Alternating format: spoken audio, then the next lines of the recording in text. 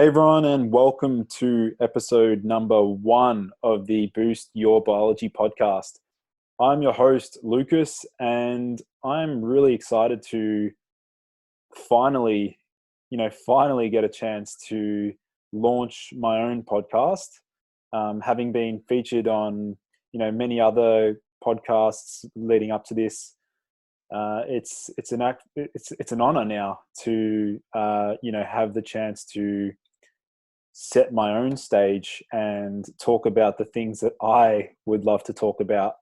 And so today I thought I'd start off with giving you guys a little bit of a background into my journey to where I am today, a little bit about how I think, more insights into, my personality and just the way I like to live my life. So I guess I'll start out by, painting the picture as to, like how I started my health journey and where it all sort of stemmed from. So at the age of about 15 or 16, I started experiencing, reflux, heartburn. And back then I was a little bit frustrated with it. And, fortunately enough, my dad was a pharmacist. So what did he do? Well, he prescribed me a proton pump inhibitor, which is a reflux medication, which is known to basically lower stomach acid production. And from there, I started using that. And, whilst I thought I could use it to completely eliminate my symptoms, and it did, it also meant that I thought I could pretty much eat whatever I wanted. And, I could get away with eating plenty of chocolates and Tim Tams and biscuits and things like that. And then I knew I'd always have my reflux medication that I could call upon if I had, reflux, and it would do the trick. But then eventually over time, I noticed that my digestion was, getting worse and worse. I was experiencing like constipation and a few other nasty gut related symptoms. So that's when I started, researching into biohacking and trying to figure out more about the root cause of why I was experiencing, reflux. And I eventually found a solution to it. That was through copious amounts of experiments. That's one thing you guys definitely need to know about me, is that I am relentless with experimentation. We'll touch on that soon. So anyway, with the reflux, I came to a solution. I figured out that I actually had low stomach acid, and then started nurturing that, providing the tools that I needed to basically upregulate stomach acid production. And ever since then, ever since the age of, I think, 17, I haven't needed that medication since, which has been amazing. So yeah, I guess from there, I started studying exercise science. So at a college here in Melbourne, and whilst I was loving that degree and really excelling and averaging HD throughout the entire course, I was spending a lot of time researching nootropics and researching herbs and things like that, and it sort of wasn't really aligning to exercise science. And then at the time, I actually got involved in a startup here in Melbourne, which they were offering a nootropic stack. So that's like, for those who are unfamiliar with what nootropics are, they're basically just cognitive enhancers. And I got involved in that startup and just absolutely fell in love with learning about the brain, learning about neurotransmitters, learning about how we can manipulate the brain, how I can alter my personality. I know that sounds bizarre, but I was fascinated by how can I really sort of unlock weak areas, weaknesses. How can I use these as tools to propel me forward, to make up for a deficit. So I guess, that's sort of how the interest in nootropics sort of came about. And, ever since then, I've just devoured, PubMed articles and experimented with, I think, over 180 different nootropic supplements and compounds over the years. And I'll be exploring a lot of those experiments throughout future podcasts. But yeah, I guess, and of course, I've had my wins and I've had my losses. I've had experiments that have gone terribly wrong. In fact, I'll I might as well just share one now. So when I was 19, I was interested in experimenting with a compound to help with heavy metal chelation, as in, like, eliminating heavy metals from the body. It was called succinic acid, and I remember it arriving in the mail, and I was so excited to try it. And I stupidly took, one tablet just before going out on a first date. And this was an absolute disaster because I remember when I first, arrived at this, this is the very first date. I remember arriving and just having this incredibly bad, brain fog and anxiety. And I remember just thinking, what a time to pick, what an absolute poor choice, and I just remember feeling so bad, feeling so embarrassed, and feeling just so average. And but we learned from that, and I know it was a massive mistake, but I've learned so much throughout, experimenting and researching. And that's one thing that I always do is there's a particular pattern that I tend to follow, and that is, like, I'll begin to research something, like a particular compound or whatever, see, clinical studies, and then I would evaluate its effects on my own body. And that would involve me tracking my own performance, or, whatever aspect it is I'm trying to improve. I'll just keep notes on my iPhone and track the absolute, I'll track it in its entirety.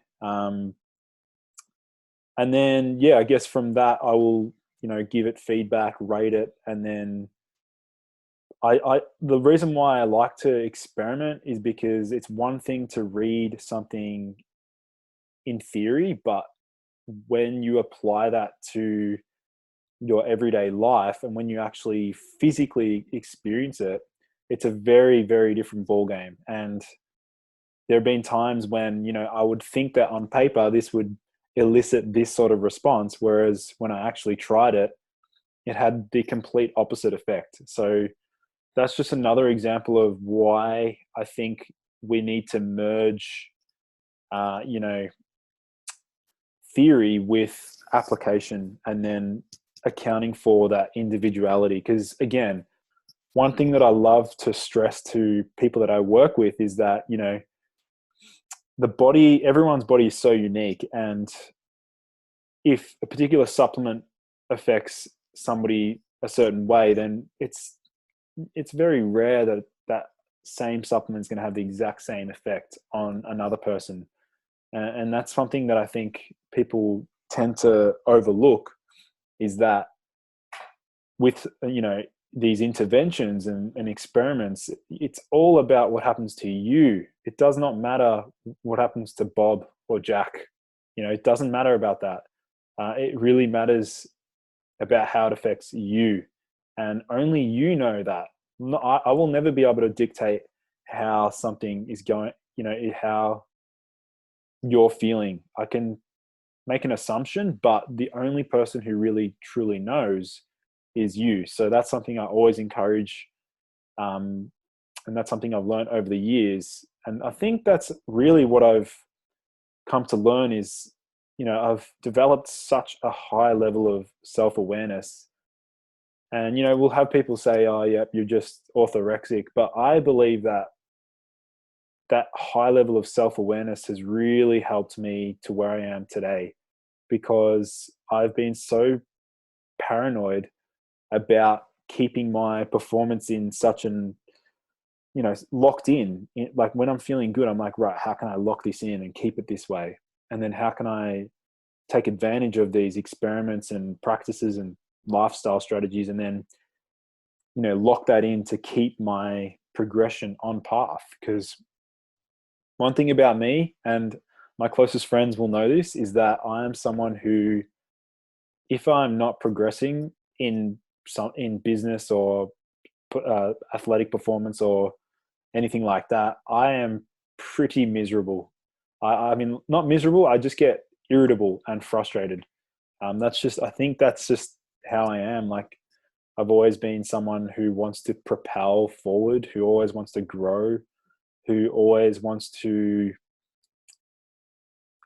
see progression in life, whether that be socially, emotionally, spiritually, physically, mentally, academically. It doesn't matter. Like, I just want to see that at the end of the day, I really want to make sure that I can look back on the day and say, wow, that was a really good day because I made progression, or I made progress. So that's one thing that I really really value.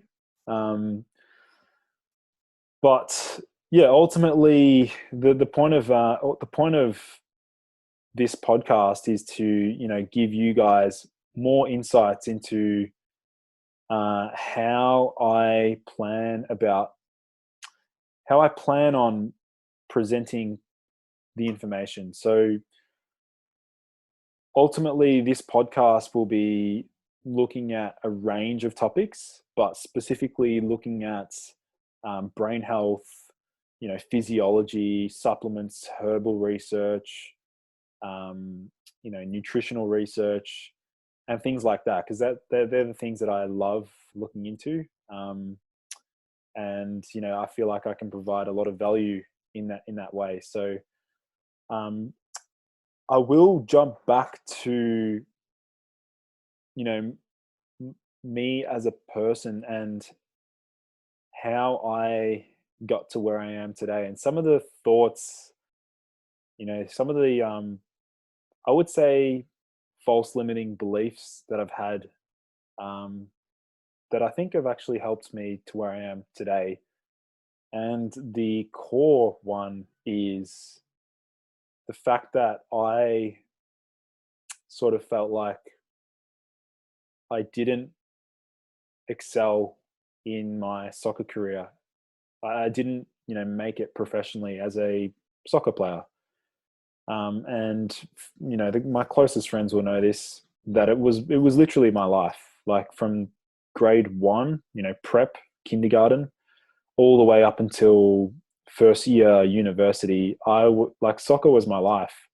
I was incredibly disciplined. I would miss out on so many things just to put soccer first. And having said that, I do believe a lot of that discipline that I learnt through soccer, and some of the really hardcore coaches that I had actually benefited me, and I still carry on those qualities into what I do today with my business and Ergogenic Health. So I guess that's the positive side to it. The negative side to it is that I feel like, you know, there was a particular coach that I had, who was incredibly critical on our performance. And, the one thing that I always felt like at the end of, training and even matches was that, like, I'm just not good enough. And, that still runs through my head like today. And it's something that I'm still working through. And, um, you know, I hope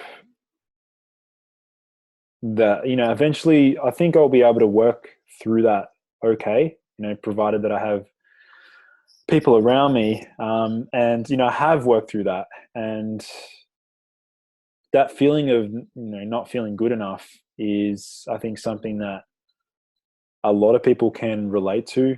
But that really did occupy my mind a lot.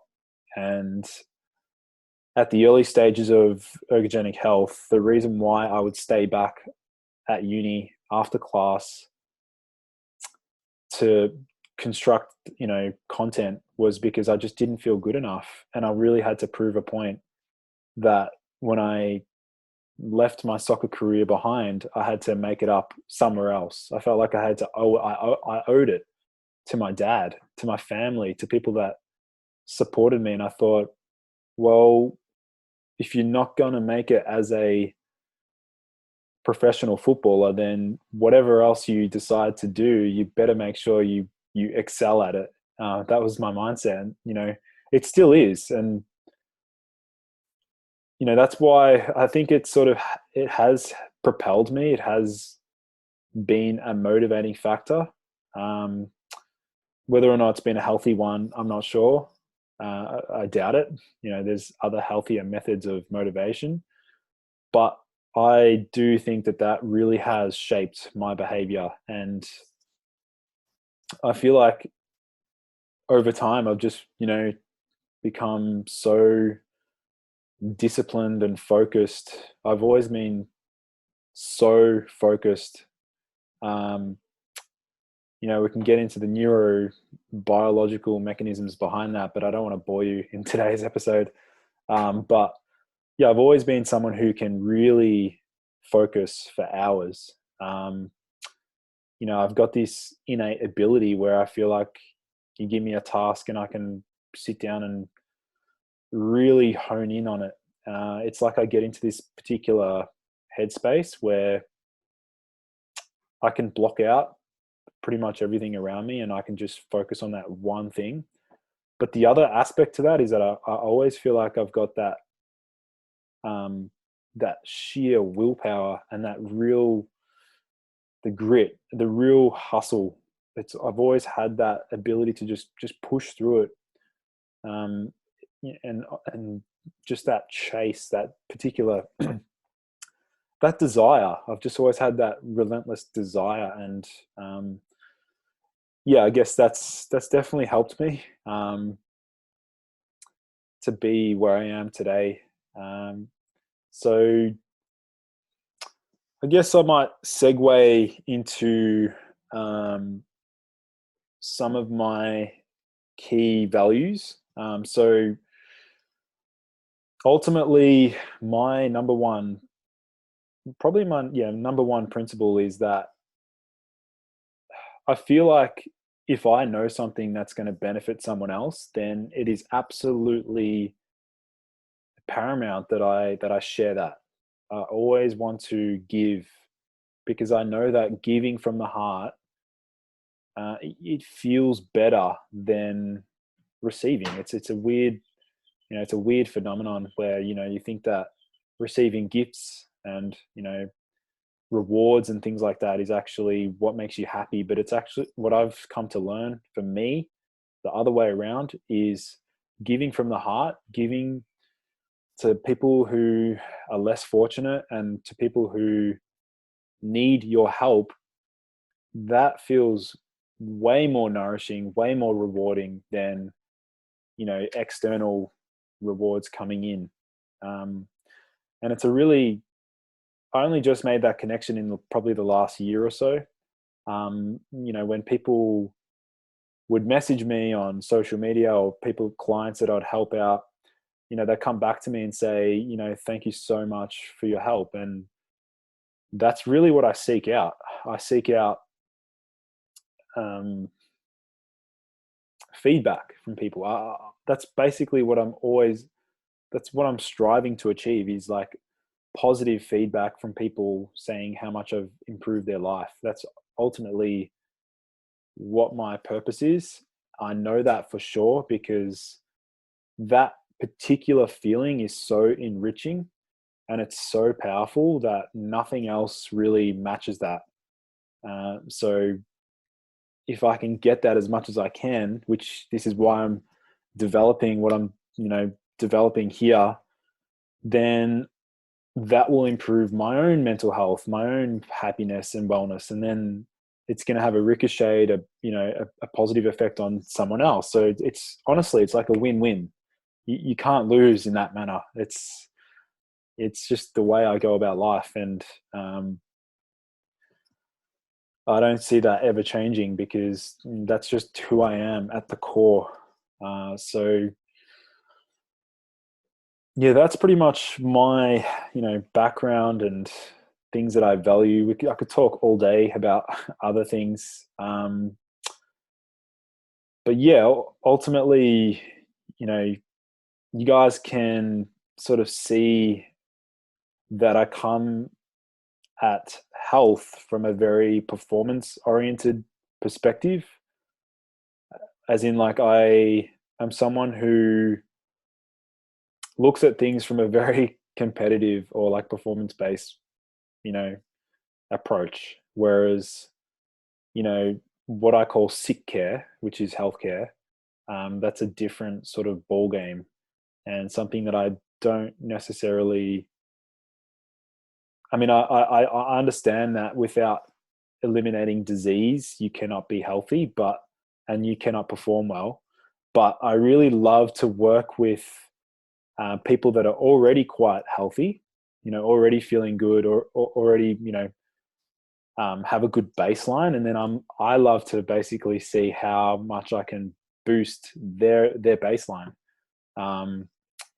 through, so many methods and hacks and biohacks and things like that I know about. And there is absolutely no shortage of experiments and compounds. I've got an Excel sheet on my computer which has about 1,800 different post ideas, and I've got underground compounds that have barely been spoken about in the sports performance arena.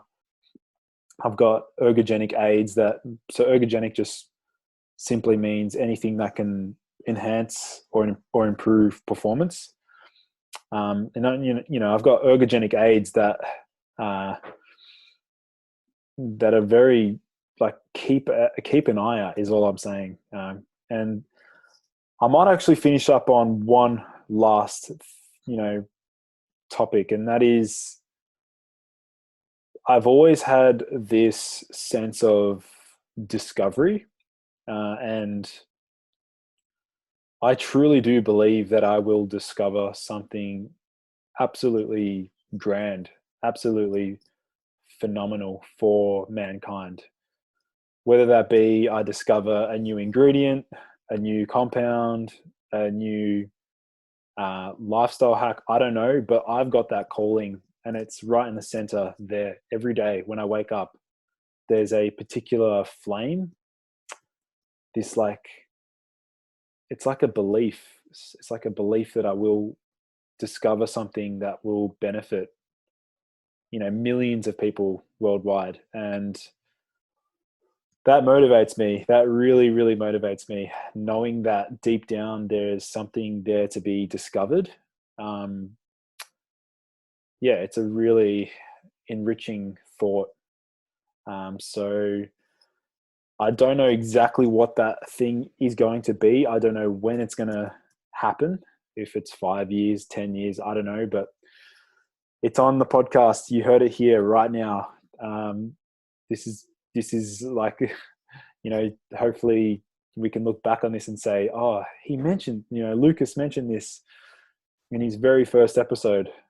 So that's pretty much it from me today. I'm looking forward to, presenting some really cutting edge biohacks and, health content throughout these podcasts. And I would really appreciate your support along the way to help get my podcast out there and reach millions of people.